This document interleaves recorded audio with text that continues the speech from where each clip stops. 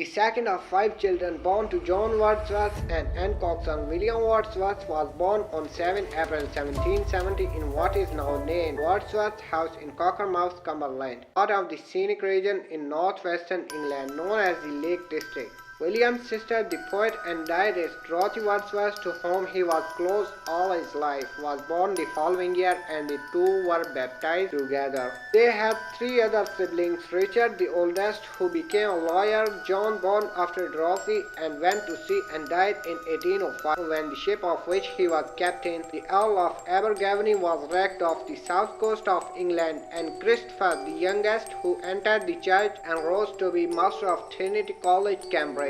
Wordsworth's father was a legal representative of James Lowther, 1st Earl of Lonsdale, and through his connections lived in a large mansion in the small town. He was frequently away from home on business, so the young William and his siblings had little involvement with him and remained distant from him until his death in 1783. However, he did encourage William in his reading, and in particular set him to commit large portions of verse to memory, including works by Milton, Shakespeare, and Spenser, which William would pore over in his father's library.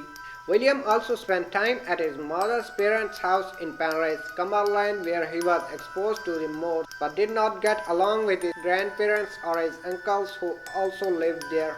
His hostile interactions with them distressed him to the point of contemplating suicide. Wordsworth was taught to read by his mother and attended first a tiny school of locality in Cockermouth, then a school in Penrith for the children of upper-class families, where he was taught by Anne Birkett, who insisted on instilling student traditions that including pursuing both scholarly and local activities, especially the festivals around Easter, May Day, and Shrove Tuesday. Wordsworth was taught both the Bible and the Spectator, but little else.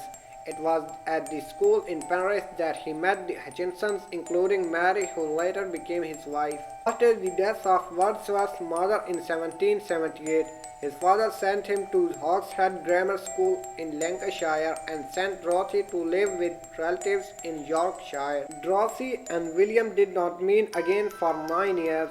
Wordsworth made his debut as a writer in 1787 when he published a sonnet in the European magazine. That same year he began attending St. John's College, Cambridge. He received his BA degree in 1791. He returned to Hawkshead for the first 2 summers of his time at Cambridge and often spent later holidays on walking tour, visiting places famous for the beauty of their landscape. In 1790 he went on a walking tour of Europe, during which he toured the Alps extensively and visited nearby areas of France, Switzerland, and Italy. In November 1791, Wordsworth visited revolutionary France and became enchanted with the Republican movement.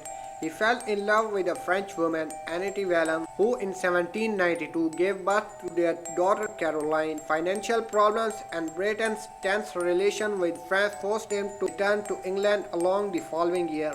The circumstances of his return and his subsequent behavior raised doubts as to his declared wish to marry Anne. However, he supported her and his daughter as best he could in later life.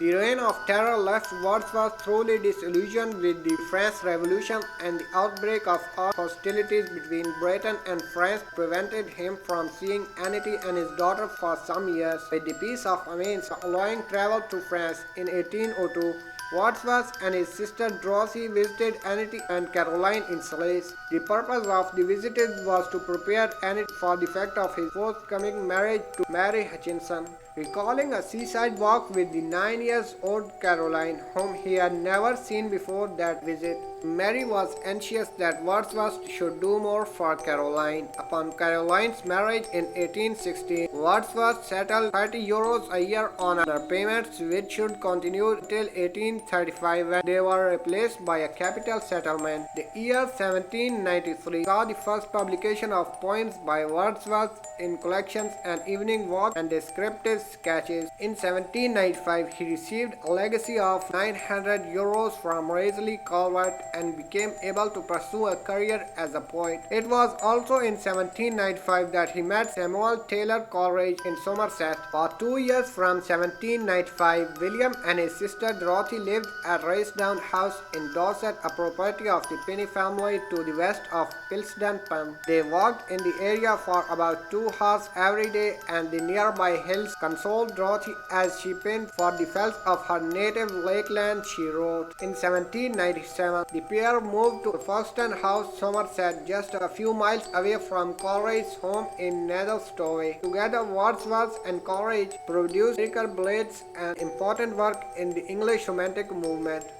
The volume gave neither Wordsworth nor Coleridge's name as author. One of the world's most famous poets, Tintern Abbey, was published in this collection along with the Coleridge, The Rime of the Ancient Mariner. The second edition, published in 1800, had only Wordsworth listed as the author and included a preface to the poems. It was augmented significantly in the next edition, published in 1802. In this preface, which some scholars consider a central work of Romantic literary theory, Wordsworth discusses what he sees as the element of a new type of verse on that is based on ordinary, while avoiding the poetic diction of much 18th century verse. Wordsworth also gives his famous definition of poetry as the spontaneous overflow of powerful feelings. It takes its origin from emotion recollected in tranquility and calls his own poems experimental, and fourth and final edition of Lyrical Ballads was published in 1805. Between 1795 and 1797, Wordsworth wrote his only play, The Border, was tragedy set during the reign of King Henry III of England, when Englishmen in the North Country came into conflict with the Scottish border rivers.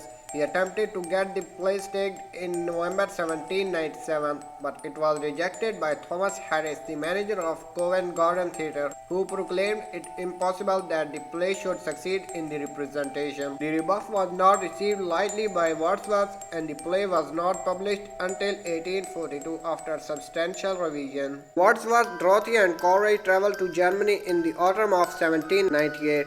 While Coleridge was intellectually stimulated by the journey, its main effect on Wordsworth was to produce homesickness. During the harsh winter of 1799 and 98, Wordsworth lived with Dorothy in Goslar, and despite extreme stress and loneliness, began work on the autobiographical piece that was later titled The Prelude. He wrote a number of other famous poems in Goslar, including the Lossy poems. In the autumn of 1799, Wordsworth and his sister returned to England and visited the Hutchinson family at Saltburn. When Coleridge arrived back in England, he travelled to the north with their publisher Joseph Cottle to meet Wordsworth and undertake a proposed tour of the Lake District. This was the immediate cause of the brother and sister settling at Dove Cottage in Grasmere in Lake District, this time with another poet, Robert Southey, nearby. Wordsworth, Coleridge, and Southey came to be known as the Lake Poets. Throughout this period, many of Wordsworth's poems revolved around themes of death, endurance, separation, and grief.